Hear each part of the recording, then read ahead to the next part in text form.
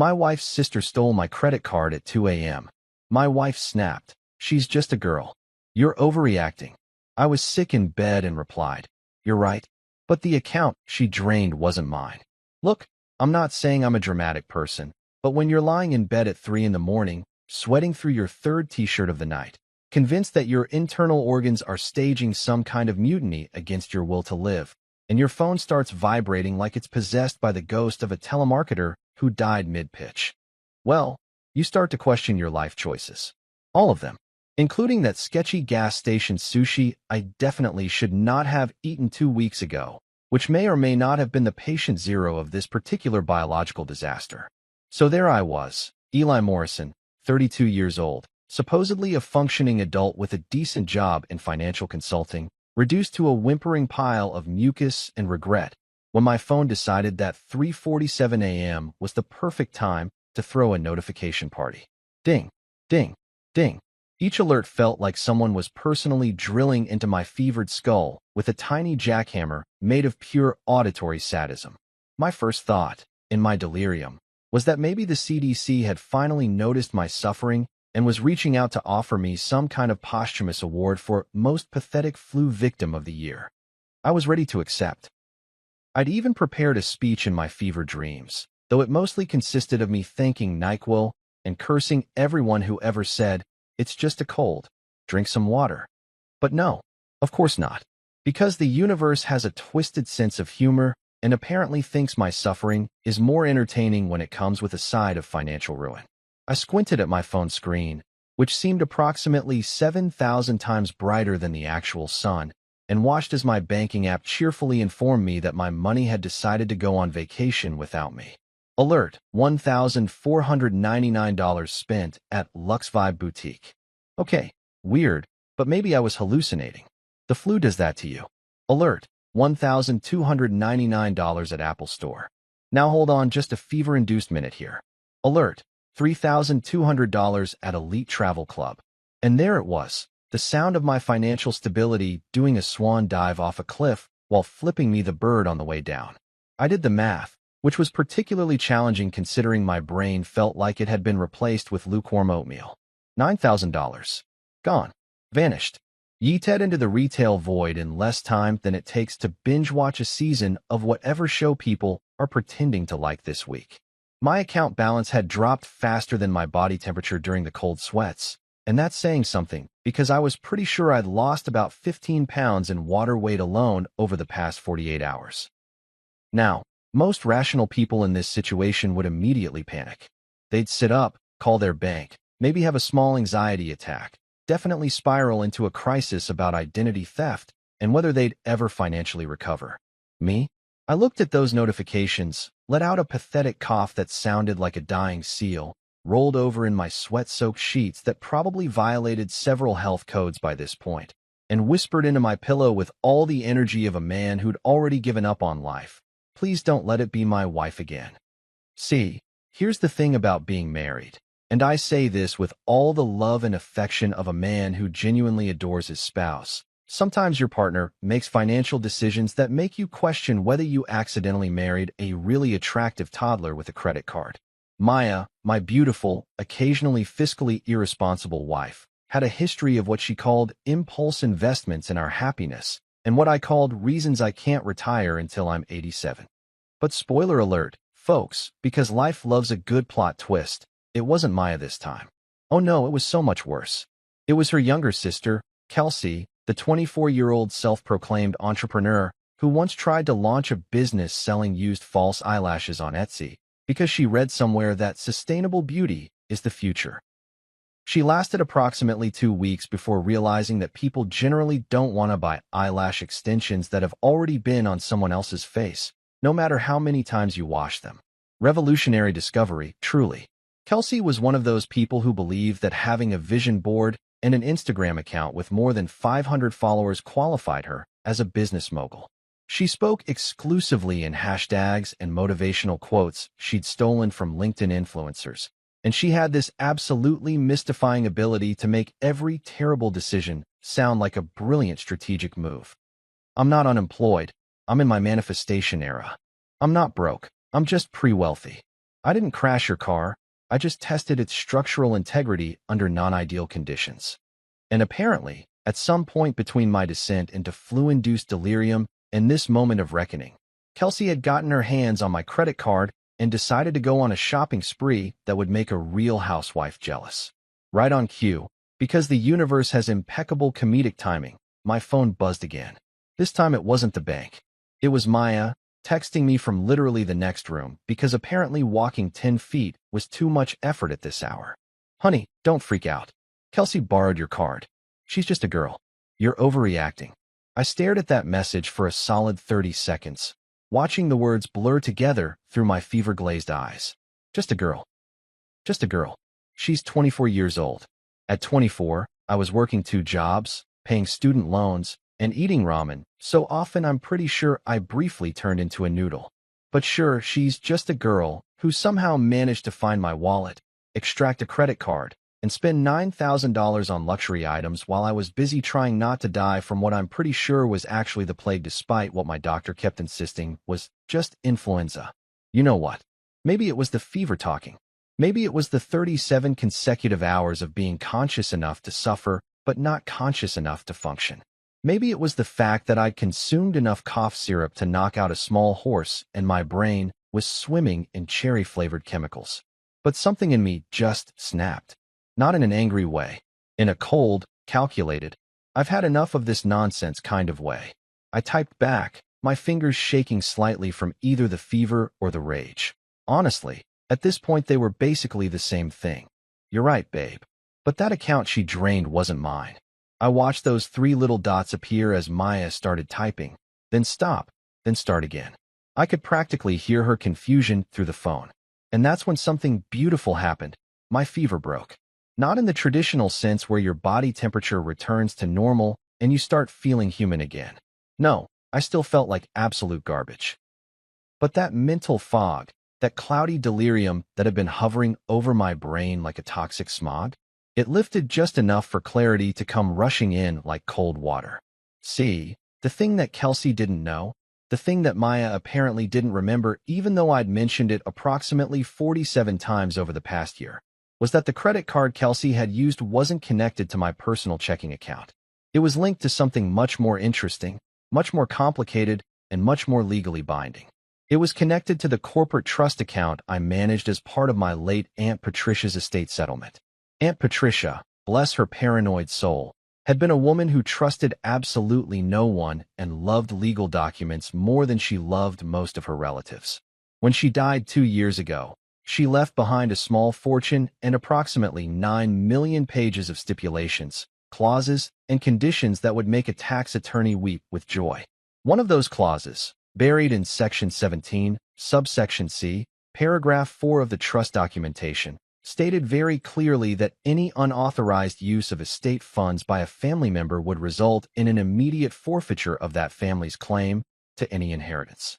And Kelsey, in her infinite wisdom and complete lack of impulse control, had just triggered that clause by spending $9,000 of trust money on designer bags and Apple products.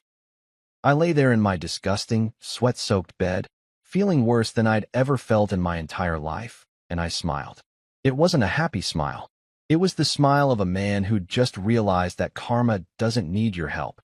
Sometimes you just need to step back and let the universe do its thing. That's when my fever broke. The actual fever this time, replaced by something much, much colder. The realization that I didn't need to get revenge on Kelsey for stealing from me. The paperwork would handle that all on its own. By the time noon rolled around the next day, I had graduated from actively dying to mostly dead but with better hair, which I considered a significant upgrade in my condition. I'd managed to shower, a Herculean effort that left me winded and questioning whether personal hygiene was really worth all that standing. And I'd even put on actual pants instead of the plague-ridden sweatpants that had basically fused with my skin over the past 3 days. I was sitting on the couch, wrapped in a blanket like the world's most pathetic burrito, nursing my 4th cup of tea and contemplating whether it was possible to sue someone for giving you the flu, when I heard the front door open. The sound of expensive heels clicking on our hardwood floor echoed through the house, like the opening notes of a horror movie soundtrack. Click, click, click. Each step was confident, unbothered, completely unaware that she was walking into what would soon become the worst day of her life. I didn't even have to look up to know who it was.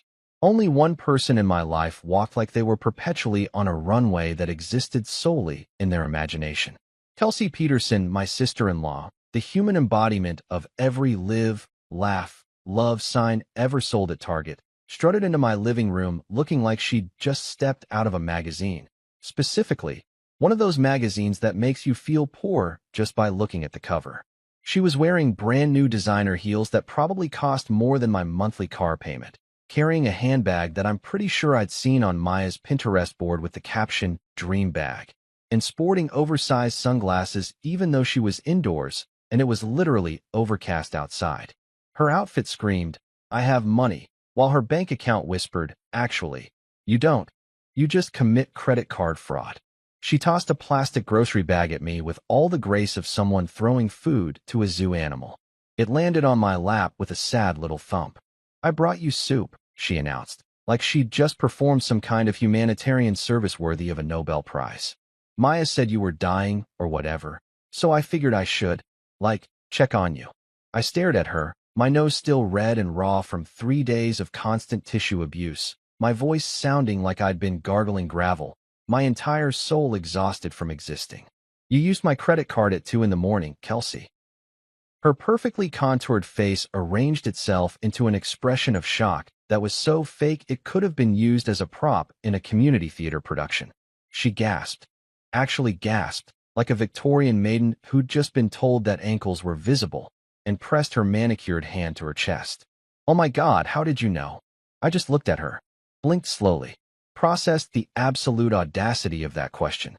"Because Chase Bank sends me love letters every single time someone uses my card, Kelsey. It's this crazy new technology called fraud alerts. Maybe you've heard of it? It's very cutting edge, very modern. Banks have been using it for, about 20 years now." She had the nerve to giggle. Not a nervous giggle, not an embarrassed giggle, a genuine, carefree, oopsie, silly me, kind of giggle that made me want to throw my tea at the wall. "Oh, relax, Eli. You're being so dramatic. I'll totally pay you back." "With what money, Kelsey? Your good vibes? Your collection of inspirational Instagram posts? The revenue from your failed eyelash business?" I was too sick to maintain my usual level of polite tolerance for nonsense, and honestly, it felt liberating. Because unless manifesting abundance now comes with a direct deposit feature, I'm not seeing how this math works out. She rolled her eyes, actually rolled them, like I was the one being unreasonable here, and flipped her hair in that way that people do when they're used to getting away with things because they're pretty. "You're literally so negative. This is why you're sick, you know. Bad energy attracts bad health." I read about it on a wellness blog. Before I could explain to her that influenza is caused by a virus and not by my skepticism about her financial responsibility, Maya came storming into the room like a referee breaking up a fight at a kindergarten playground. She was already in full defense mode, arms waving around, face set in that expression that meant she'd already decided who was right before hearing any actual facts. "Enough. Both of you, just stop. I haven't even started," I croaked, taking a sip of my tea. Maya pointed at me like I was a misbehaving child.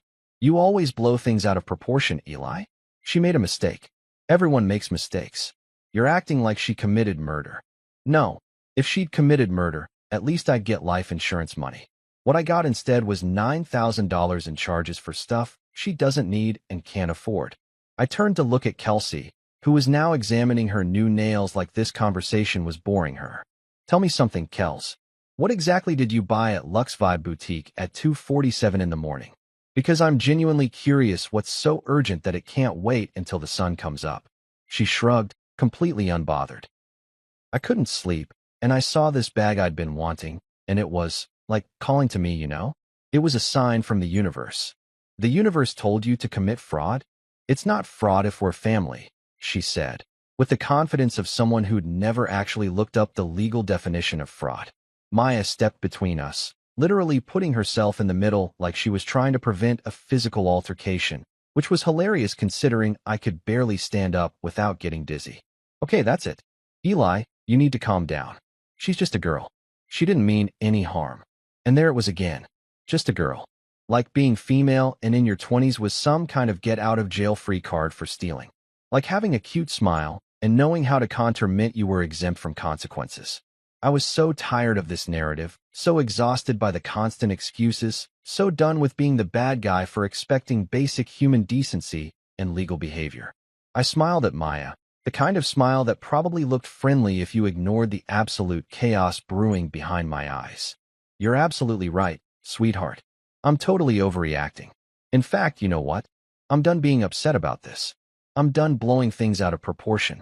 I'm especially done blowing our savings on your sister's shopping addiction. They both looked at each other, and I could see the relief flooding their faces. They actually thought I was giving up.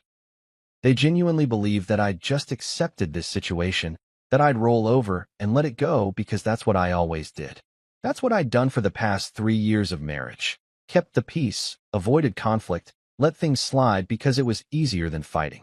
Maya reached out and squeezed my shoulder, her face softening into something almost affectionate. Thank you, honey. I knew you'd understand. This is why I love you. You're so reasonable. Kelsey blew me a kiss, already heading toward the door in her stolen shoes. Thanks, Eli. You're literally the best brother-in-law ever. I'll Venmo you next week, I promise. I waved weakly from my blanket cocoon, watching them both leave the living room, chattering away about some brunch place they wanted to try this weekend. I heard the front door close, heard Kelsey's car start up and drive away, heard Maya humming to herself in the kitchen as she made herself a smoothie like everything was perfectly fine in our world. They thought it was over. They genuinely believed the crisis had been averted, the drama resolved, the conflict neatly swept under the rug where all our other problems lived. What they didn't know, what they couldn't have possibly known because they'd never bothered to actually listen to me when I talked about my work, was that it wasn't over at all. It was just beginning. And unlike Kelsey's various business ventures, this one was actually going to succeed. The moment I heard Maya's car pull out of the driveway, she was taking Kelsey to get her nails redone because apparently the fresh set from last week wasn't vibing with her energy anymore. I grabbed my phone with the kind of determination usually reserved for people who've just discovered their Uber Eats order was wrong. My fingers were still a little shaky from the fever, but my resolve was rock solid. I scrolled through my contacts until I found the name I was looking for, Richard Adler, Esquire. Now, Mr. Adler wasn't just any lawyer. He was my financial advisor, my estate consultant, and the closest thing I had to a professional secret weapon. The man was 72 years old, had been practicing law since before I was born, and had this absolutely beautiful ability to smell stupidity from approximately 3 zip codes away. He'd handled Aunt Patricia's estate with the precision of a surgeon and the enthusiasm of someone who genuinely enjoyed complicated legal documents, which made him either a genius or a sociopath, possibly both. I hit the call button and waited, listening to it ring while I blew my nose for the 800th time today. He picked up on the second ring, his voice crisp and alert despite it being a Saturday afternoon. Eli Morrison, I was wondering when you'd call. Your heart rate's been elevated for the past 12 hours according to my client monitoring system. You monitor my heart rate? Of course not, but you sound like you believe I do, which means you're stressed. Talk to me. I couldn't help but laugh, which turned into a cough, which turned into me wheezing for about 30 seconds while Adler waited patiently on the other end. When I finally caught my breath, I said, "The prophecy came true, Adler. The in-law menace has struck." Kelsey found the credit card. There was a pause, and then I heard what I can only describe as the sound of an old man's soul experiencing pure schadenfreude. The younger Peterson sister. The one who tried to trademark the phrase blessed and stressed last year. That's the one. And she used the estate card? $9,000 in about 2 hours. Lux Vibe Boutique, Apple Store, Elite Travel Club. She hit the holy trinity of financially irresponsible purchases. Adler made a sound that was somewhere between a chuckle and a growl. Well, did she know it was the estate card, or did she just grab whatever was convenient? I'm going to go with option B, considering she's never demonstrated any ability to read fine print, think ahead, or generally use her brain for anything other than storing TikTok dances. And your wife? I sighed, sinking deeper into my couch. Maya thinks I should let it go. Says Kelsey's just a girl who made a mistake, and that I'm being dramatic for caring about $9,000 disappearing from my account in the middle of the night. Fascinating, Adler said, and I could hear him typing on his computer. So they don't know about the clause. They definitely don't know about the clause. Excellent. So the question becomes, do you want to press criminal charges and make this a legal nightmare that follows your sister-in-law for the next 7 to 10 years? Or would you prefer to make this educational? I thought about it for exactly 3 seconds. Educational, but with a full scholarship in regret and a minor in consequences. My favorite kind of lesson plan. Let me pull up the trust documents. Here's the thing that Kelsey, Maya, and pretty much everyone in Maya's family didn't understand about Aunt Patricia's estate. It wasn't just a pile of money sitting in an account waiting to be distributed. It was a carefully constructed legal fortress designed by a woman who'd spent 40 years as a corporate accountant and had seen every possible way people could screw each other over financially. Aunt Patricia had trusted no one.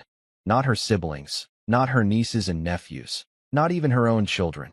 And she'd built her estate plan like someone preparing for a zombie apocalypse where the zombies were her relatives trying to get their hands on her money. The trust she'd created had more clauses, conditions, and tripwires than a Mission Impossible movie. There were provisions about drug testing, education requirements, employment verification, and my personal favorite, the unauthorized use clause.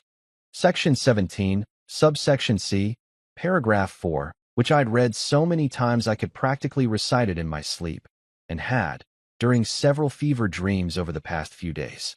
Adler read it out loud anyway, his voice taking on that formal lawyer tone that meant business. Any beneficiary or family member of a beneficiary who engages in unauthorized use, misappropriation, or fraudulent access of estate funds shall result in immediate and permanent forfeiture of all inheritance claims for that beneficiary's entire family unit, with said funds to be redirected to the designated charitable organization as outlined in Section 23. Beautiful, I whispered. It's like poetry. It's like your aunt knew someone would eventually do something supremely stupid and wanted to make sure they paid for it in the most comprehensive way possible, Adler corrected. Now let's talk specifics. The card Kelsey used was the corporate trust card, correct? Correct. The one I use for estate-related expenses and management fees. And she is not an authorized user on this card. She's not even authorized to know this card exists. Perfect. And the $9,000 in charges. Were any of them legitimate estate expenses? I snorted, which hurt my sinuses. Unless the estate suddenly needs designer handbags, the latest iPhone, and a membership to a travel club that promises luxury experiences for the modern nomad, then no. None of it was legitimate. Then we have what the law calls an open and shut case, and what I call a teaching moment. I could hear the satisfaction in Adler's voice. He lived for this stuff. Here's what's going to happen. I'll file the unauthorized use report with the trust administrator on Monday morning. That triggers an automatic audit of all recent transactions. The audit will identify the fraudulent charges, which will activate the forfeiture clause. Once that clause is activated, all inheritance claims from your wife's side of the family, which includes Maya, Kelsey, and their parents, will be permanently revoked. How much are we talking about? Last valuation had their portion at approximately $217,000. I sat up so fast I got dizzy and had to lie back down. $217,000. Yes, your Aunt Patricia left 40% of her estate to your mother's side of the family, which includes you. The remaining 60% was split between various relatives, including your wife's branch through her mother's connection. It's a bit complicated. Lots of second cousins and family tree nonsense. But the bottom line is that Kelsey's little shopping spree just cost her family over $200,000. I was quiet for a moment, processing this. I'd known about the inheritance, obviously. I'd known about the clause. But somehow, hearing it laid out like this, understanding the full scope of what was about to happen, made it feel suddenly very real and very serious. Part of me, the part that wasn't currently drowning in mucus and resentment, felt a tiny twinge of guilt. That part lasted approximately 4 seconds before I remembered Kelsey's face when she'd tossed that bag of soup at me, completely unbothered, totally unrepentant, already planning her next shopping trip with money she hadn't earned. Do it, I said. File the report. Trigger the audit. Let the clause do what it was designed to do. You're sure? This will cause significant family drama. Adler, I'm currently sick with the flu, broke because my sister-in-law committed fraud, and being gaslit by my own wife who thinks I'm the problem for noticing that $9,000 disappeared. The drama's already here. I'm just adding legal documentation. He laughed, a sound like crackling paper. I'll have everything filed by Monday close of business. The audit should take about a week, maybe 2 if they're thorough. You'll need to come in and sign some documents. Provide a statement about the unauthorized charges. Confirm that you didn't give permission for the card to be used. Not a problem. I'm recovering from the plague anyway, so I'll have plenty of time. One more thing, Adler said, his voice taking on a more serious tone. When this hits, and it will hit hard, your wife is going to be upset. Very upset. Are you prepared for that conversation? I looked around my living room, at the tissues scattered across the coffee table, at the empty tea mugs, at the general disaster zone that my life had become. Adler, I'm a man who's been betrayed by his own immune system, his credit card, and his family's common sense all in the same week. I'm as prepared as I'm ever going to be. That's the spirit. I'll be in touch Monday.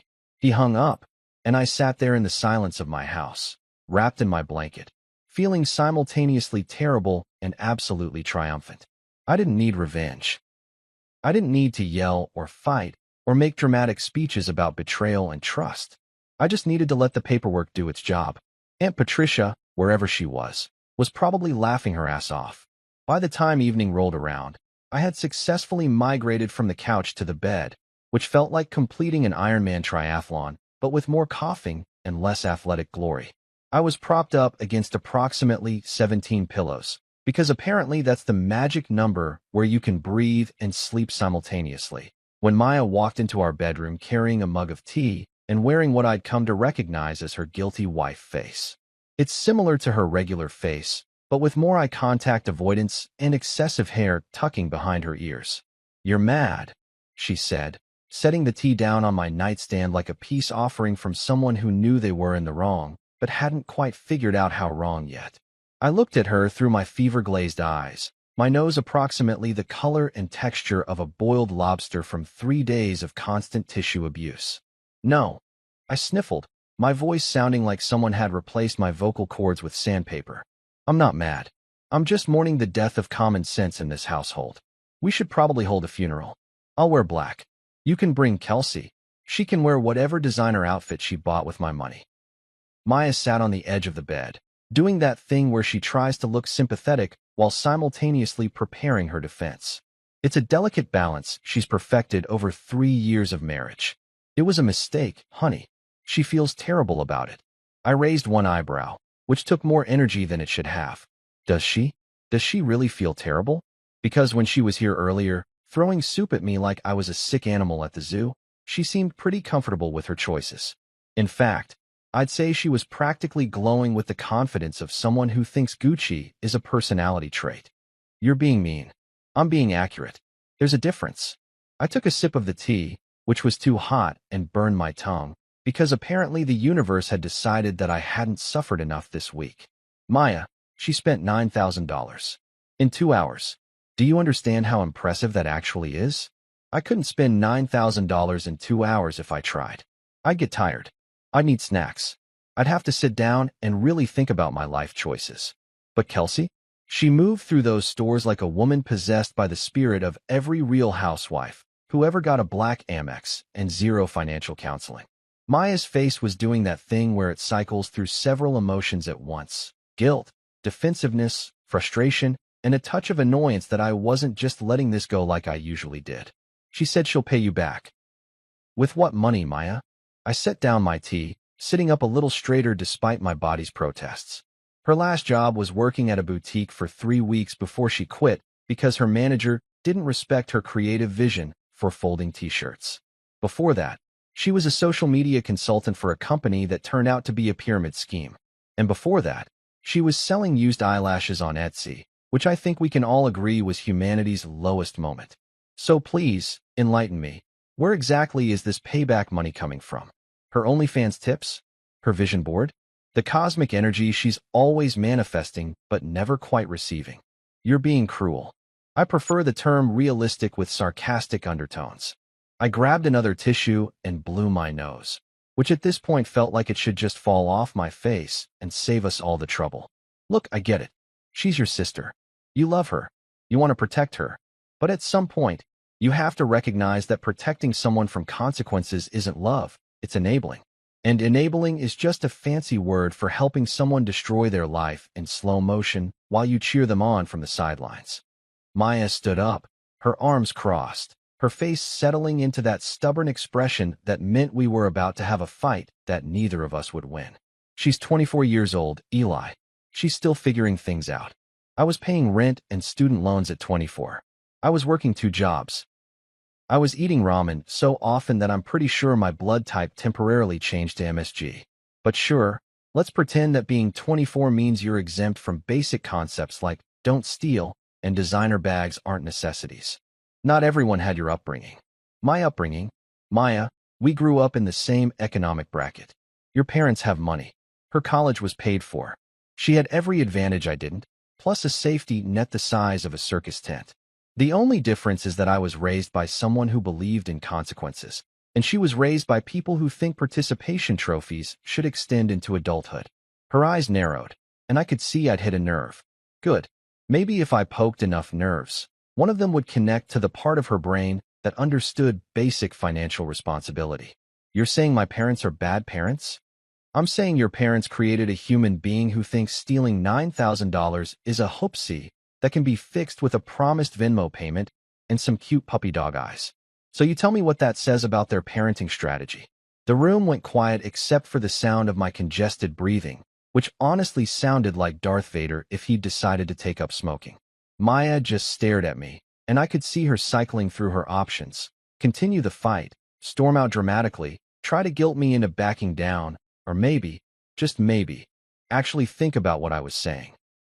She chose option 4, which surprised me. She sat back down on the bed, her shoulders sagging slightly. What do you want me to do, Eli? She's my sister. I can't just abandon her. I'm not asking you to abandon her. I'm asking you to stop defending her when she does indefensible things. I'm asking you to recognize that there's a difference between support and enabling. I'm asking you to consider that maybe, just maybe, letting her face the consequences of her actions would actually be the most loving thing you could do. She was quiet for a long moment, picking at a thread on our comforter. You're not going to let this go, are you? And that's when something shifted in me. That's when I realized that this conversation, this moment, was probably going to be the last time I'd have to explain this situation, because by Monday afternoon, the entire dynamic would change. The paperwork would be filed. The audit would begin. The clause would activate.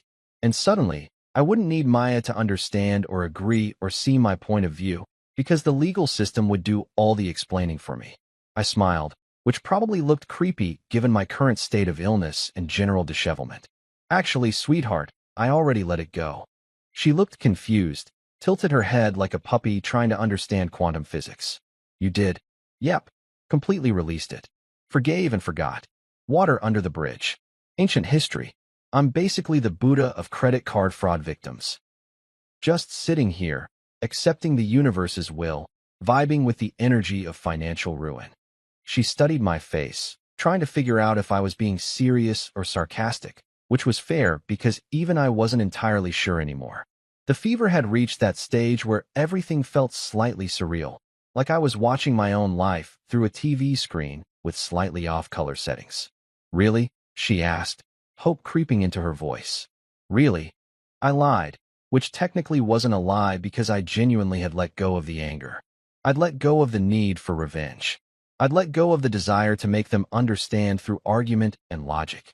I'd let go of everything except the quiet satisfaction of knowing that Aunt Patricia's lawyer was about to do something beautiful on Monday morning. Maya actually hugged me, despite the fact that I was essentially a biohazard wrapped in a blanket. Thank you, she whispered. This is why I love you. You're so understanding. I patted her back weakly, fighting the urge to laugh, which would have turned into coughing and ruined the moment. That's me. Understanding. Forgiving. Totally not planning anything. Just a sick guy accepting his fate. She pulled back, smiling now, the tension completely gone from her face. I'm going to call Kelsey and tell her you're not mad anymore. She's been stressed about it. Oh, absolutely. Tell her I said no hard feelings. Tell her we're family, and family forgives each other. Tell her I hope she enjoys her new purchases. Maya kissed my forehead, which was still slightly feverish and probably tasted like sweat and medicine, but she didn't seem to care. She left the room practically bouncing, already pulling out her phone to deliver the good news to her delinquent sister. I lay back against my mountain of pillows, closed my eyes, and smiled at the ceiling. The truth was, I wasn't angry anymore. I wasn't upset. I wasn't even particularly stressed about the $9,000, because in about 72 hours, that would be the least of anyone's concerns. I'd learned something important over the past few days, something that the flu and the fever and the complete betrayal of my immune system had taught me. Sometimes the best revenge isn't revenge at all. Sometimes it's just stepping back, following the rules, and letting the system work exactly as it was designed to work. Aunt Patricia had built a beautiful machine, and Kelsey had just walked right into it wearing designer heels. All I had to do was watch. Monday morning arrived with the kind of crisp, clear sunshine that felt personally offensive given my continued state of physical decay. I'd upgraded from plague victim to functioning zombie, which meant I could stand for more than 5 minutes without needing a nap, and had reduced my tissue consumption from 1 box per hour to 1 box per 3 hours. Progress, ladies and gentlemen. I was basically an inspiration. I'd been awake since 6 a.m., not because I wanted to be, but because my phone had been buzzing with texts from Maya's family group chat, a digital hellscape I'd been added to 2 years ago and had been unable to escape ever since. Kelsey had apparently posted a photo of her new handbag with the caption, "Blessed and grateful for family who supports my dream sparkles 2 hearts," followed by approximately 47 hashtags, including hashtag bossbabe, hashtag luxury lifestyle, and my personal favorite, hashtag selfmade. The irony was so thick you could spread it on toast. Maya's mom had responded with heart emojis. Her dad had sent a thumbs up. Various cousins and aunts had commented things like, "You deserve it, queen," and "living your best life." I stared at my phone, wheezing slightly, and thought about how this entire family was about to learn a very expensive lesson about the difference between supporting dreams and funding delusions. At 9 a.m. sharp, my phone rang. Adler. Right on time, as always. "Good morning, Eli. How's the plague?" "Still plaguey, but I can breathe through one nostril now, so I'm calling it a win." I shuffled to the kitchen, phone pressed to my ear, and started making coffee because I had a feeling I was going to need the caffeine for this conversation. "Please tell me you have good news." "Better than good. Everything's confirmed and filed. I submitted the unauthorized use report to the trust administrator at 8:30 this morning. They've already flagged the account for audit, frozen all pending distributions, and sent out notification letters to all beneficiaries informing them of a financial irregularity that requires immediate investigation." I nearly dropped my coffee mug. They work fast. When there's potential fraud involved, they work very fast. Nobody wants to be the administrator who let trust funds get embezzled on their watch.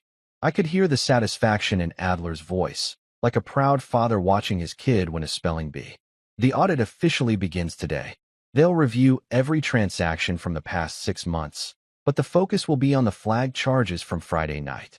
I've already provided them with your statement confirming that you did not authorize Kelsey Peterson to use the corporate card, that she is not a signatory on the account, and that the purchases were entirely personal in nature. How long until the clause activates? The audit process typically takes 7 to 10 business days. Once they confirm unauthorized use, which they will, because the evidence is overwhelming, they'll send a formal notice of clause activation to all affected parties. That's when things get interesting. I took a sip of my coffee, which tasted like victory with a hint of Colombian roast. Define interesting. Well, the affected parties, meaning your wife's entire branch of the family tree, will receive a legal document explaining that due to the unauthorized use of estate funds by an immediate family member, their inheritance claims have been permanently forfeited per the terms outlined in the trust agreement. The forfeited funds, totaling approximately $217,000, will be redirected to the designated charitable organization, which in this case is the Grace Adler Historical Restoration Fund. Wait, the charity is named after you? My late wife, actually. She loved historical preservation. Your aunt was quite fond of her. He paused, and I could hear papers shuffling. The notification will also include a breakdown of the specific transactions that triggered the clause, along with itemized receipts. So they'll get to see exactly what Kelsey bought with their inheritance. I laughed, which turned into a cough, which turned into me having to sit down for a minute. When I recovered, I said, "So you're telling me that Kelsey's entire family is going to receive an official legal document that basically says your relative bought designer bags and an iPhone with money that was supposed to be yours, so now you get nothing?" That's the simplified version, yes. That's beautiful. That's poetry. That's justice in its purest form. I thought you'd appreciate it, Adler said, and I could hear the smile in his voice. Now, there's one more thing we need to discuss. I'm going to need you to come into the office this week to sign some additional documentation and provide a formal in-person statement. It's standard procedure for these cases. Can you make it in, say, Wednesday afternoon? I checked my mental calendar, which was currently blank except for appointments like try not to die and consume more soup. Yeah, I can make Wednesday work. What time? 2 p.m. And Eli, his voice got more serious. You should probably bring your wife. My stomach did a weird flip that had nothing to do with the flu. Why? Because she's a beneficiary too. She'll need to be informed of the situation, and it's better if she hears it in a professional setting with me present to explain the legal ramifications. Otherwise, she's going to find out via the notification letter, and that's going to be unpleasant, as opposed to finding out in your office with her sick husband who orchestrated the whole thing. That's going to be a parade of sunshine and rainbows. Fair point. But at least in my office, there are witnesses and she can't throw anything breakable. I rubbed my face, feeling the scratch of several days' worth of stubble because grooming had taken a back seat to survival. Okay, I'll bring her. I'll tell her we need to sign some routine estate paperwork. She won't ask questions. Perfect. I'll have everything prepared. He paused again, and when he spoke, his tone had shifted to something almost paternal. Are you sure you want to go through with this, Eli? Once the audit confirms the fraud and the clause activates, there's no reversing it. The money will be gone, permanently redirected. Your wife's family will lose everything they were supposed to inherit. I thought about it. Really thought about it. Pictured Kelsey's face when she'd tossed that bag of soup at me, completely unbothered by what she'd done. Remembered Maya's dismissive tone when she'd told me I was overreacting to $9,000 in fraud. Considered the fact that not a single person in that family had apologized, offered to actually pay me back with real money, or even acknowledged that what happened was genuinely wrong. Then I thought about Aunt Patricia, who'd spent her entire life working hard, saving carefully, and building something she could leave behind for the people she loved. She'd created that clause for a reason. She'd anticipated this exact scenario. Someone taking advantage, someone assuming they could get away with it because family. I'm sure, I said. The clause exists for a reason. Kelsey triggered it. She made her choice when she took that card and went shopping at 2 in the morning. I'm just letting the consequences play out the way they were always supposed to. That's what I needed to hear. I'll see you Wednesday at 2.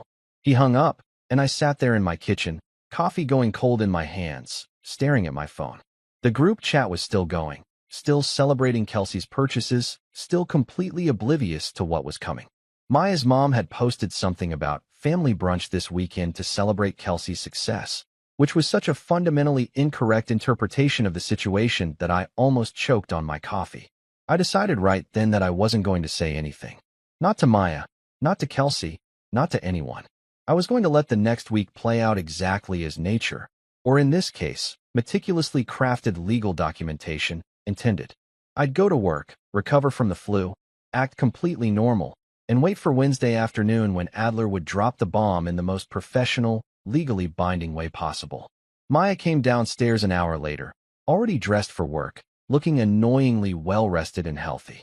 She kissed the top of my head as she passed, grabbing her travel mug from the counter. How are you feeling? Like I got hit by a truck full of mucus, but better than yesterday. Good. Kelsey wants to have dinner this weekend to celebrate.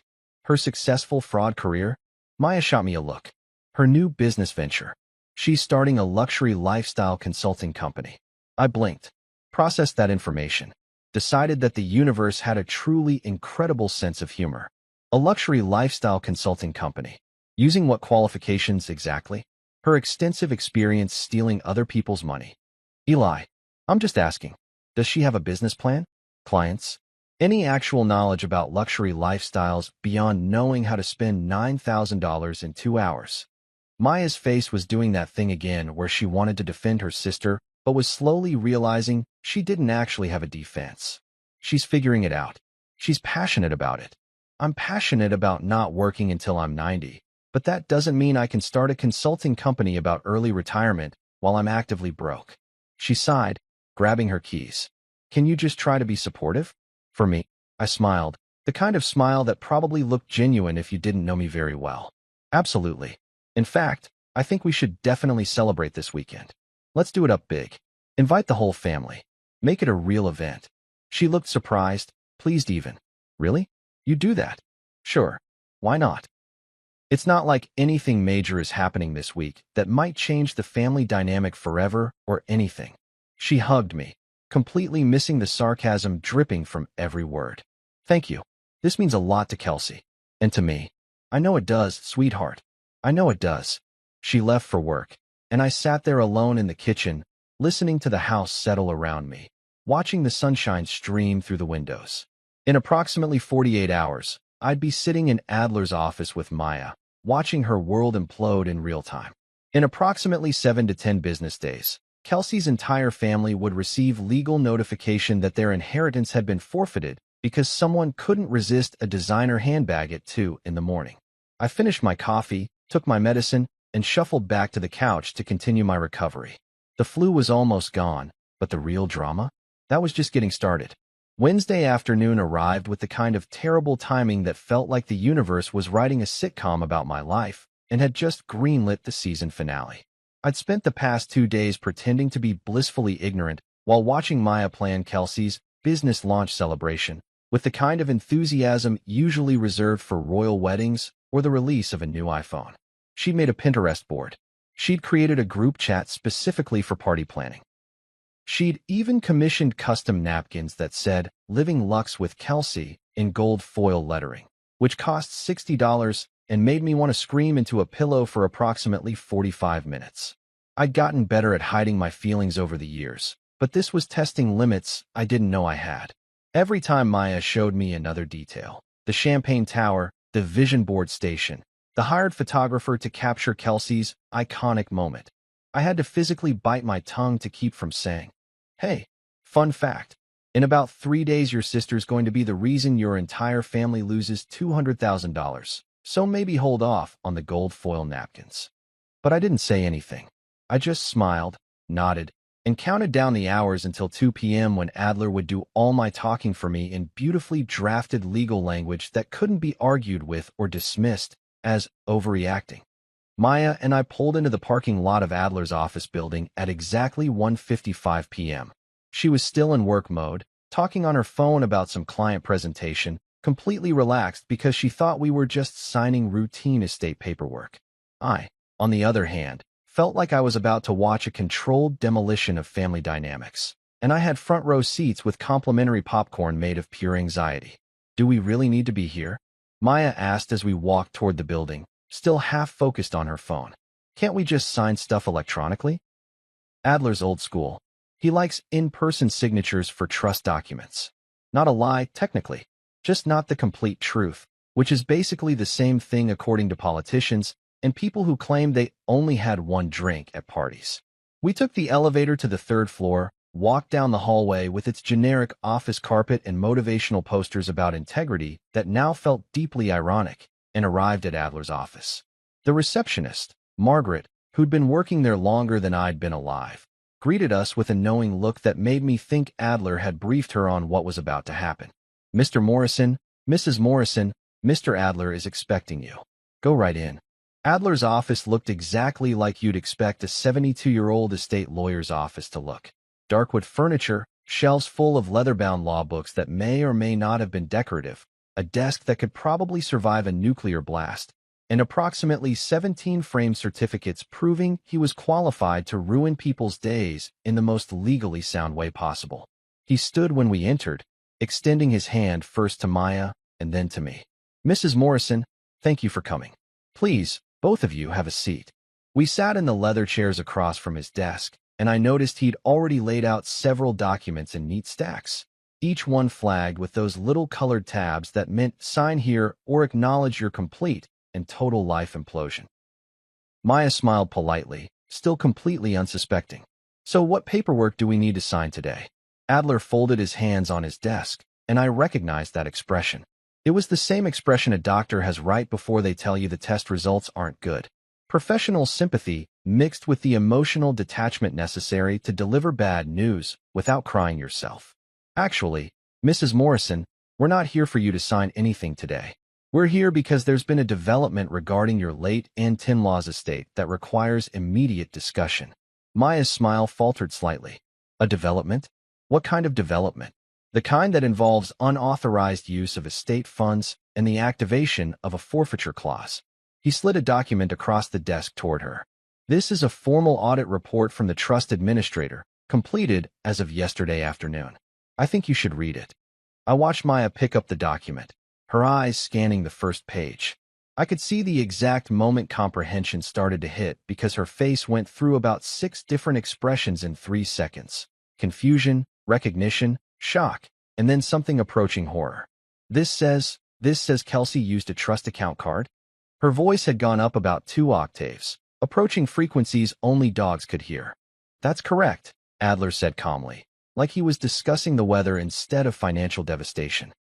On Friday evening, your sister used a corporate credit card belonging to the estate trust to make several personal purchases totaling $9,098.63. The card was in your husband's possession for legitimate estate management purposes. Your sister accessed it without authorization and used it for personal expenditures.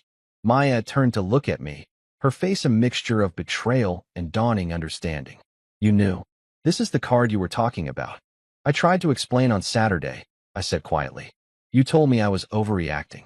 She turned back to the document, flipping through pages, and I could see her hands starting to shake slightly. What's this about a forfeiture clause? Adler leaned forward, his voice taking on that careful, measured tone lawyers use when they're about to drop a bomb. Your aunt-in-law's trust contained a very specific provision regarding unauthorized use of estate funds.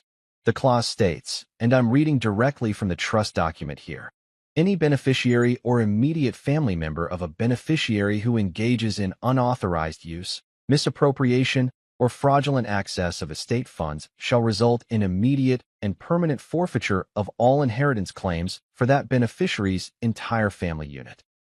The silence that followed was so complete I could hear the wall clock ticking, each second marking another moment of Maya's understanding expanding like a mushroom cloud of financial regret. What does that mean? She whispered, even though I could tell she already knew exactly what it meant. It means that because your sister used the estate card without authorization, your entire family branch, including you, your sister, and your parents, has forfeited all claims to the inheritance that was designated for your side of the family. How much? Her voice was barely audible now. Adler glanced at another document. The forfeited amount totals $217,412. Those funds will be redirected to the designated charitable organization as outlined in the trust agreement, specifically the Grace Adler Historical Restoration Fund. Maya gasped like someone had physically punched her in the stomach. She turned to me, eyes wide, looking for something, denial, explanation, a way out. Eli, you can stop this. You can tell them it was a mistake. You can. I can't, I said, and I was surprised by how steady my voice was. The clause is automatic. Once it's triggered, it's permanent. That's how your aunt designed it. But she's just... Maya stopped herself, probably realizing that saying just a girl for the 900th time wasn't going to magically conjure $200,000 back into existence. Adler spoke up, his voice professional but not unkind. Mrs. Morrison, I understand this is shocking. But I need you to understand that this clause was put in place specifically to protect the estate from this exact type of situation. Your husband's aunt witnessed significant family financial disputes during her lifetime, and she wanted to ensure that her estate would not be subject to similar conflicts or unauthorized access. Maya was staring at the document like it might burst into flames or reveal itself to be an elaborate prank. Kelsey didn't know. She didn't know it was a trust account. She just thought it was Eli's regular card. Ignorance of the law doesn't negate the consequences, Adler said, which was a very lawyerly way of saying tough luck, should have raised your sister better. This isn't fair. Maya's voice was rising now, tears starting to form in her eyes. You set us up. Both of you. You knew this would happen, and you just let it happen. I leaned forward, keeping my voice calm even though my heart was pounding. No, Maya. I didn't set anyone up. Kelsey took my card, without asking, without permission, in the middle of the night while I was sick with the flu, and spent $9,000 on luxury items she didn't need and couldn't afford. She made that choice. The clause was already there, written years before we even got married. I didn't create the trap. She walked into it all by herself. You could have warned her. You could have told us about the clause. I did tell you. Multiple times. I told you about the trust. I told you about the stipulations. I told you that Aunt Patricia's estate had serious legal protections. You told me I was being boring and that we could talk about it later. Well, it's later now. Adler cleared his throat. Mrs. Morrison, I have to inform you that the forfeiture is final and irrevocable. The audit has been completed, the unauthorized charge is confirmed, and the clause has been legally activated. There is no appeals process, no reversal mechanism, and no legal remedy available. Maya buried her face in her hands, and I could see her shoulders shaking. Part of me, the part that still loved her despite everything, wanted to comfort her, to tell her it would be okay. But the larger part of me, the part that had been dismissed and minimized and told I was overreacting for caring about basic financial responsibility, stayed quiet and let the moment sink in. After a long silence, Maya looked up, mascara starting to run, her voice thick with tears and something that might have been rage. How am I supposed to tell my family? How am I supposed to explain this to my parents? To Kelsey. With honesty, I said simply, you tell them that Kelsey committed fraud, triggered a legal clause, and cost the family $200,000. You tell them that actions have consequences. You tell them that gold foil napkins and vision board stations aren't going to fix the fact that someone in this family thought stealing was acceptable as long as you called it a mistake. She stared at me like she'd never seen me before, like I'd suddenly transformed into a stranger. You really did this. You actually let this happen. No, I corrected her. Kelsey did this. I just decided to stop protecting people from their own choices. The car ride home was the kind of silent that makes you understand why people in movies sometimes just drive off cliffs to escape uncomfortable situations. Maya sat in the passenger seat staring out the window like she was watching her entire life flash before her eyes in reverse. Except instead of heartwarming memories, it was just a montage of designer handbags and missed warning signs. I kept my eyes on the road, hands at 10 and 2, driving with the careful precision of someone who knew that any sudden movements might cause an emotional detonation that would take out everything within a 3-block radius. We pulled into our driveway, and before I'd even turned off the engine, Maya was out of the car and storming toward the house with the kind of purposeful rage that usually precedes someone putting all your belongings on the lawn or changing the locks. I followed at a safe distance, mentally preparing myself for whatever was about to happen. I'd been through wars. Well, not actual wars, but I'd survived Black Friday at Best Buy once, which felt spiritually similar. The front door slammed open so hard I was worried it might actually fall off the hinges, which would be fitting because everything else in our life was currently falling apart. So why not add home repairs to the list? Maya dropped her purse on the floor, kicked off her heels with enough force to leave dents in the wall, and whirled around to face me with the fury of someone who'd just realized they'd been playing checkers while everyone else was playing chess. You humiliated my sister, she yelled, and I noticed the neighbor's curtains twitch across the street because apparently Mrs. Henderson had impeccable timing when it came to free entertainment. I closed the door calmly, locked it, and walked to the kitchen to pour myself a glass of orange juice, because if I was going to have this fight, I at least wanted to stay hydrated. Correction, I educated your sister. The tuition was $9,000, which is actually pretty reasonable considering most private universities charge about 60 grand a year. This isn't funny. You're right, it's not funny. It's hilarious. There's a difference.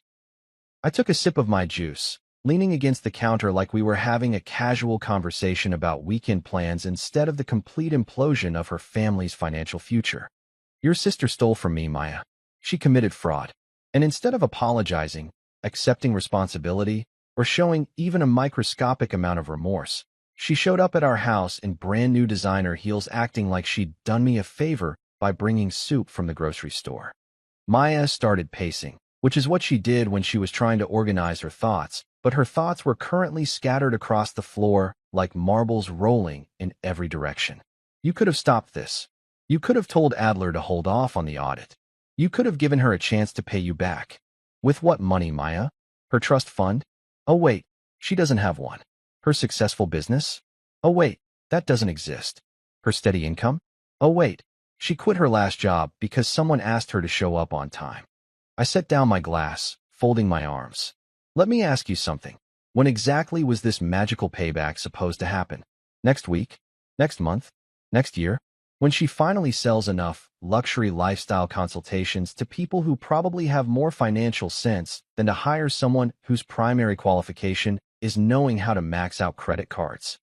She stopped pacing and glared at me with enough intensity to melt steel. You enjoy this, don't you? You love watching my family suffer. No, Maya, I don't enjoy this. You know what I would have enjoyed? Not getting the flu. Not waking up at 3 in the morning to fraud alerts. Not spending the past 5 days being told I'm dramatic and cruel for having the audacity to care about $9,000 disappearing from my account.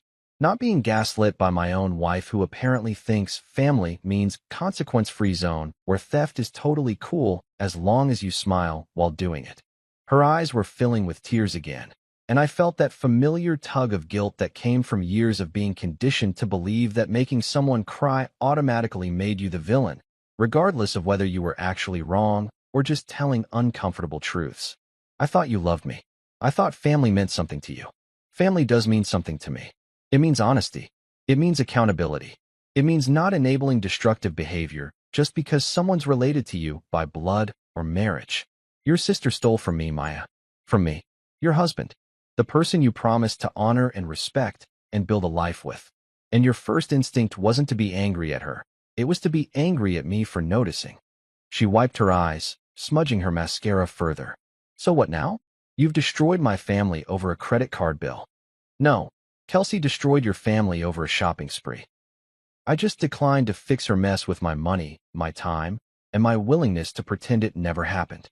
The tears were flowing freely now, and she was doing that hiccuping sob thing that would normally make me want to comfort her, but I stayed where I was, maintaining my position against the counter like it was a defensive fortification. My parents are going to hate you. Kelsey's going to hate you. Everyone's going to hate you. They can get in line behind my immune system and Chase Bank's fraud department. I said, look, I get it. This sucks. I'm not happy about it either. But here's the thing. I didn't write that clause. Your aunt did. I didn't trigger it. Kelsey did. I didn't hide the consequences. I told you repeatedly that there were serious legal protections on that estate. You just didn't want to listen because listening would have required acknowledging that your sister is a 24-year-old walking disaster who makes terrible decisions and expects everyone else to clean up after her. Maya slumped down onto one of the kitchen chairs, her head in her hands. What am I supposed to tell them? The truth. That Kelsey committed fraud, triggered a forfeiture clause, and cost the family $200,000. That actions have consequences. That just a girl doesn't hold up as a legal defense. They're never going to forgive this. Maybe not. But maybe that's not actually my problem. I grabbed my orange juice and started walking toward the stairs. I'm going to go lie down because I'm still recovering from the flu that nobody seems to remember I have. When you're ready to have a conversation that doesn't involve blaming me for other people's choices, you know where to find me. I made it halfway up the stairs before she spoke again, her voice quieter now, defeated. I defended her. To you. I told you to let it go. I called you dramatic. I paused, turned to look at her sitting there in our kitchen surrounded by the wreckage of her denial. Yeah, you did. I should have listened to you. Yeah, you should have. Are we going to be okay? That was the question, wasn't it? The big one. The one that actually mattered underneath all the drama and the money and the family chaos. I looked at my wife, the woman I'd married 3 years ago, the person I'd built a life with, the human being who'd just spent the past week prioritizing her sister's feelings over my legitimate complaints about literal theft, and I realized I didn't actually know the answer. I don't know, Maya. Are we? She didn't answer, and I didn't wait for one. I went upstairs, closed the bedroom door, and collapsed onto the bed that still smelled faintly of the flu-induced sweat fest from earlier in the week. My phone immediately started buzzing with notifications, and I made the mistake of checking it. The family group chat had exploded. Apparently Maya had sent a message, probably through tears and rage, explaining what had happened. The responses were exactly what you'd expect from a family that had just learned their golden child had cost them a six-figure inheritance. Maya's mom: "This can't be real. There has to be something we can do." Maya's dad: "I'm calling our lawyer. This is ridiculous." Kelsey: "OMG, I didn't know. How was I supposed to know? This is so unfair." Random cousin Jennifer: "Wait, what happened?" Kelsey: "Eli ruined everything because I'm successful and he's jealous." I stared at that last message, watching the dots appear and disappear as more people typed, and I felt something crack inside me that wasn't quite laughter and wasn't quite despair. I was jealous. Of course. I was jealous of her ability to commit fraud and still somehow make herself the victim. I was jealous of her talent for destroying things and walking away without a scratch. I was jealous of her complete and total lack of self-awareness that allowed her to sleep soundly at night while everyone else dealt with the consequences of her choices. More messages flooded in. Maya's mom: "Eli, you need to fix this. Family is more important than money." Aunt Carol: "I always knew he was cold. Maya deserves better." Kelsey: "Literally crying RN. I was just trying to invest in my business and now everyone's mad at me." I turned off my phone and threw it across the room, where it landed on a pile of dirty laundry I'd been meaning to deal with for 3 days. The house was quiet except for the sound of Maya crying downstairs and the distant hum of the refrigerator doing its job despite the emotional apocalypse happening around it. That night, she didn't come to bed. I heard her moving around downstairs, heard the TV turn on and off, heard her talking on the phone in hushed, angry whispers that occasionally rose to normal volume when she forgot she was trying to be quiet. I caught fragments. "He planned this. So cold. I don't know if I can forgive this. What am I supposed to do?" Around 2 a.m., my phone, retrieved from the laundry pile during a bathroom break, lit up with a text from Maya: "You ruined us." Then another: "You're heartless." Then, 5 minutes later: "Also, can you pick up oat milk? We're out." I stared at that last text for a solid minute, trying to process the emotional whiplash of going from heartless to grocery requests in under 10 minutes. It was so perfectly, absurdly, quintessentially Maya that I almost laughed. Almost. Instead, I typed back: "Sure. Anything else you need from the store? Perhaps some accountability?" They usually keep it next to the common sense, but it's been out of stock lately. She didn't respond, which was probably for the best, because I was running out of sarcastic grocery store metaphors and my brain was too tired to come up with new ones. I lay there in the dark, listening to the house settle, thinking about how we'd gotten here. 3 years ago, we'd been happy. Or at least I thought we'd been happy. Maybe I'd been wrong. Maybe I'd been ignoring warning signs the same way Maya had been ignoring Kelsey's red flags. Maybe this whole disaster wasn't just about a credit card and a trust fund. Maybe it was about patterns we'd both been too comfortable to address until they'd exploded in our faces like a financial pipe bomb wrapped in designer packaging. Or maybe I was overthinking it because it was 2 in the morning and I was still recovering from the flu and my brain felt like lukewarm pudding. Either way, tomorrow was going to be interesting. Thursday morning arrived with all the enthusiasm of a dental appointment, and I woke up to 17 missed calls, 43 text messages, and the kind of tension headache that felt like my brain was trying to escape through my eye sockets. Maya had apparently slept on the couch, or more accurately, hadn't slept at all based on the dark circles under her eyes when I saw her in the kitchen, clutching a coffee mug like it was the only thing tethering her to sanity. We didn't speak. She left for work without saying goodbye, which was fine because I wasn't sure what there was to say at this point that hadn't already been said, screamed, or passive-aggressively texted at 2 in the morning. I got ready for work in silence, picked out a tie that said, "I'm a functioning adult who definitely didn't just nuke his marriage over estate law," and headed to the office with the grim determination of someone walking toward their own execution, but with better parking. I made it to about 10:30 before my desk phone rang. Internal extension. From HR. Eli Morrison speaking. "Hi, Eli, it's Sandra from HR." Her voice had that careful, overly cheerful quality that people use when they're about to deliver news that's going to make your day significantly worse. "I just wanted to give you a heads up that your wife is here in the lobby. She seems emotional. She's asking to see you." My stomach dropped into my shoes and possibly through the floor into the basement level. Define emotional. She's crying. and she's holding a balloon. A very large balloon that says sorry in glitter letters. It's causing a bit of a scene.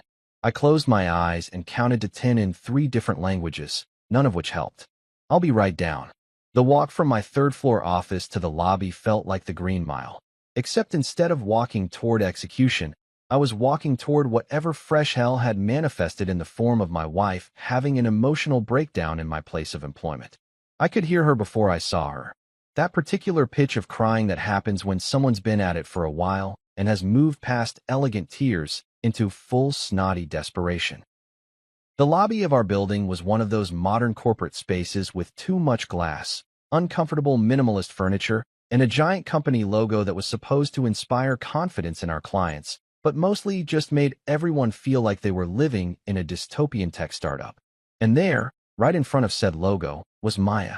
She looked like she'd gotten dressed in the dark after a 3-day bender.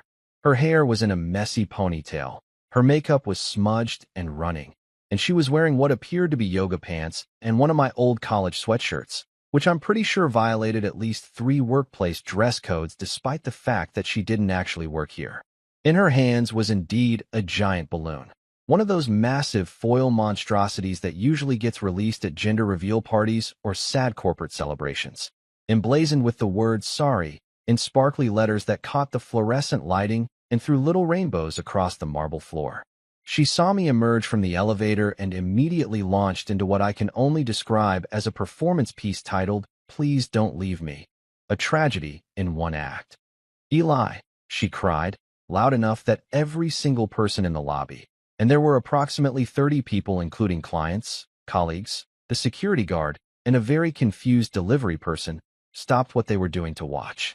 "You can't destroy my sister over a mistake. You just can't." I felt my face go through several temperature changes, finally settling on approximately the surface of the sun. Around me, I could see co-workers peeking out from offices, hear the whispers starting, notice my boss, my actual boss, Gerald, who controlled my promotions and annual reviews, poke his head around the corner from the conference room with an expression of pure fascination. "Maya," I said quietly, walking toward her with the careful approach of someone trying to coax a wild animal away from a highway. "This isn't the place for this conversation." "When is the place, Eli? You won't talk to me at home. You're ignoring my texts. You're just letting this happen like it doesn't matter." She was full-on sobbing now, the balloon bobbing above her head like some kind of demented apologetic halo. "She's just young. She made a mistake. She didn't mean to ruin everything." People were definitely staring now. I could see phones coming out, which meant this was absolutely going to end up on someone's social media with a caption like "corporate drama alert" or "when your personal life crashes your professional life." Fantastic. I'd always wanted to go viral, preferably for something that didn't involve my wife's family's fraud charges. "Maya," I tried again, my voice still low but firm. "Stealing isn't a mistake. It's a crime. A crime that comes with receipts, bank statements, and legal consequences that I explained to you multiple times before any of this happened." "But she's family," Maya wailed, and I swear I saw 3 people in the lobby simultaneously wince at the pitch she'd reached. Family is supposed to forgive. Family is supposed to help each other. Family doesn't destroy each other over money. "You're right," I said, and I could feel something cold and sharp settling in my chest. Family shouldn't destroy each other. Which is why it's so interesting that your sister destroyed your family's inheritance by stealing from me. And somehow I'm the villain in this story. The lobby had gone completely silent. Even the elevator had stopped dinging. It was like the entire building was holding its breath, waiting to see what happened next in this absolutely mortifying drama that I was now starring in against my will. Gerald had fully emerged from the conference room now, arms crossed, watching with the intense interest of someone who'd just stumbled upon the most entertaining thing that had happened at work in months.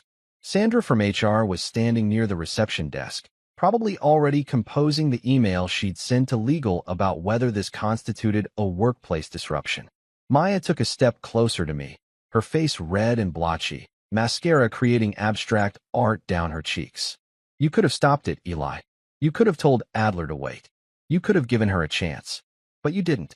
You just let it happen because you wanted to punish her. Because you wanted to be right." "No," I said, and my voice came out steadier than I expected. I let it happen because I'm tired of being the safety net for people who keep jumping off cliffs. I'm tired of fixing problems I didn't create. I'm tired of being told I'm cruel for expecting basic human decency and legal behavior from adults who should know better. She's 24. I was paying rent and student loans at 24, Maya. I was working 2 jobs. I was eating ramen and budgeting and trying to build a life that didn't involve stealing from people.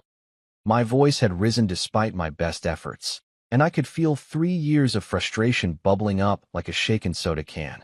At 24, I had a cholesterol problem from stress and cheap food. Your sister has a shopping addiction and a victim complex. A few people in the crowd actually chuckled, quickly covering it up with coughs when Maya whirled around to glare at them. The balloon bobbed dramatically, the glitter catching the light like some kind of apology disco ball. She turned back to me, and for a moment, I thought maybe she'd finally hear what I was saying. Maybe something would click. Maybe she'd realize that defending Kelsey wasn't the same as loving her, and that enabling wasn't the same as supporting. But then she said, "Everyone always said you were cold. My mom warned me. She said you cared more about money than people. I should have listened." And there it was, the nuclear option. The thing you say when you want to make sure the other person knows you've been storing ammunition, just waiting for the right moment to deploy it. The thing that tells you the argument isn't about what it's about anymore. It's about every resentment that's been quietly festering for years, waiting for an excuse to surface. I looked at her standing there in my office lobby, holding a sad balloon, wearing my old sweatshirt, crying in front of my colleagues and boss, and the very confused delivery person who just wanted to drop off a package and leave. I looked at the gathering crowd, at Sandra's concerned face, at Gerald's barely concealed entertainment. I thought about the past week, the flu, the fraud, the fights, the complete inability of anyone in her family to accept responsibility for anything.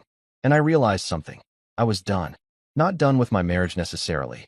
That was a bigger question that required more thought and probably therapy, but done with this scene, this performance, this public display of dysfunction that was currently tanking my professional reputation in real time. I walked over to Maya, gently took the balloon from her hands. It tried to float away, but I grabbed the string and handed it to Sandra. "Can you hold this for a second?" Sandra took it, looking confused but willing to help. I turned back to Maya, keeping my voice quiet enough that only she could hear. "We're going to walk outside now. Calmly, like adults. And we're going to finish this conversation somewhere that isn't my place of employment where I need these people to take me seriously and not think of me as that guy whose wife had a breakdown in the lobby. I'm not going anywhere until you promise to fix this." "Maya, I can't fix this. Kelsey broke it. The clause sealed it. It's done. And the sooner you accept that, the sooner we can all move on with our lives and figure out what comes next." She stared at me, tears still streaming, breathing hard. "I hate you right now. I know you do. But we're still leaving this lobby." I gently took her arm. She didn't resist, which I took as a good sign, and walked her toward the exit. The crowd parted like the Red Sea, everyone trying to look busy with their phones or papers while absolutely still watching every second of this drama. Gerald gave me a small nod as I passed, which I chose to interpret as "handle your business," rather than "start updating your resume." We made it outside into the parking lot, where the November air was cold enough to be clarifying. Maya pulled away from me, wrapping her arms around herself. "What am I supposed to do now?" "Go home. Call your sister. Tell her the truth. Stop trying to make me the villain in a story where someone literally committed fraud. And us." I looked at her, really looked at her, and saw not just my wife but the accumulation of every fight we'd avoided, every boundary we'd failed to set, every time we'd chosen peace over honesty. "I don't know, Maya. I really don't. But I know that whatever us looks like going forward, it can't include me being blamed for other people's choices or being expected to fix problems that aren't mine to fix." She nodded slowly, like she was hearing me for the first time in days. Or maybe for the first time ever. Then she turned and walked to her car, got in, and drove away without looking back. I stood there for a minute, watching her leave, before heading back inside where I had to face approximately 30 witnesses to my personal life imploding in high definition. Sandra still had the balloon. "You can throw that away," I told her. "You sure? It cost at least $20. "I'm very sure." Gerald appeared at my elbow as Sandra disposed of the world's most expensive apology. "That was quite a show, Morrison." "Yeah, Sorry about that. Don't be. Best entertainment we've had since Johnson microwaved fish in the break room. He clapped me on the shoulder. Take the rest of the day. Get your head straight. Come back Monday ready to work. I nodded, grateful for the escape route. Thanks, Gerald. And Morrison? For what it's worth, you handled that with more patience than most people would have. Sometimes standing your ground is the right call, even when it's hard. I went home, crawled into bed, and slept for 14 hours straight. A week later, 7 days of blessed silence, separate bedrooms, and the kind of tension that makes you understand why some people just fake their own deaths and move to Costa Rica. They both showed up at our door looking like they'd been through a war. Kelsey's designer confidence had evaporated, replaced with red-rimmed eyes and yesterday's makeup. Maya looked worse, like she'd been surviving on coffee and existential dread. Maya started before they even fully entered the living room. We got the notice from the court. The official one. It's real. I nodded from my position on the couch, where I'd been living my best hermit life. It's been real since the minute she swiped my card at 2 a.m. to buy a handbag that cost more than most people's rent. Kelsey's face crumpled like a paper bag. You could have stopped it. You could have called the bank. You could have done something. I could have stopped it the same way I could have stopped your spending. By confiscating your phone, implementing parental controls, and treating you like the irresponsible child you apparently still are despite being old enough to rent a car and vote. This is all your fault. No, Kelsey. This is what happens when you commit fraud and trigger a legal clause that was specifically designed to catch people like you. And then she said the thing that changed everything. Maya told me it'd be fine. She said you'd never find out. She said. The room went silent. Maya's face drained of color. I turned to look at my wife very slowly. You what? 2 months later, the dust had settled in the most anticlimactic way possible. The estate finalized everything. $217,000 redirected to the Grace Adler Historical Restoration Fund, which sent me a thank you letter with a photo of a restored Victorian mansion. I hung it on the fridge next to Maya's handwritten apology note, because I'm petty and also because it was genuinely funny. Maya stayed, not out of love initially, but out of sheer embarrassment and the fact that explaining this disaster to her next boyfriend seemed worse than just working through it. Also, I'm the only one who knows the Wi-Fi password and how to fix the garbage disposal, which apparently counts for something in modern marriage. Kelsey moved to Portland or Austin or some other city where failed influencers go to start fresh. Last I heard, she's working at a shoe store, which feels like cosmic justice considering she once spent $3,000 on designer heels in a single transaction. The family stopped talking to me, which honestly improved my mental health significantly. Thanksgiving got a lot quieter. Christmas cards got a lot cheaper.